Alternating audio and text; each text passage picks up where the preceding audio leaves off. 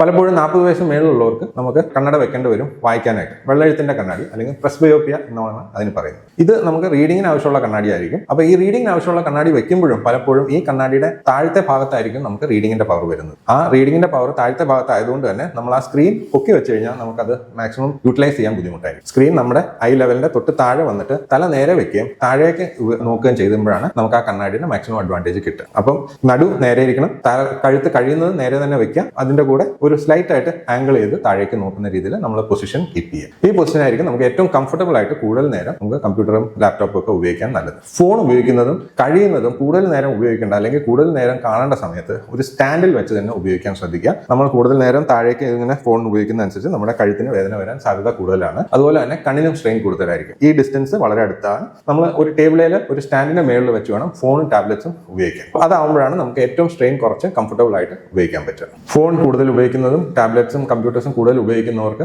പുകച്ചില്, വെള്ളം വരവ്, തലവേദന അങ്ങനെയുള്ള പ്രോബ്ലംസ് ഉണ്ടെങ്കിൽ എത്രയും നേരത്തെ ഒഫ്തൽമോളജിസ്റ്റിനെ കാണിച്ച് ഒന്ന് ചെക്കപ്പ് ചെയ്യേണ്ടതാണ്. ചിലവർക്ക് അതിന്റെ ഡ്രൈനസിന്റെ അല്ലെങ്കിൽ വരൾച്ചയുടെ ട്രീറ്റ്മെന്റ് ആയിരിക്കും ചെയ്യേണ്ടത്. ചിലവർക്ക് കണ്ണാടി ആയിരിക്കും ആവശ്യം. ചിലവർക്ക് മറ്റെന്തെങ്കിലും ട്രീറ്റ്മെന്റ് ആവശ്യം ഉണ്ടോ എന്നുള്ളത് നമ്മൾ ചെക്ക് ചെയ്യണം.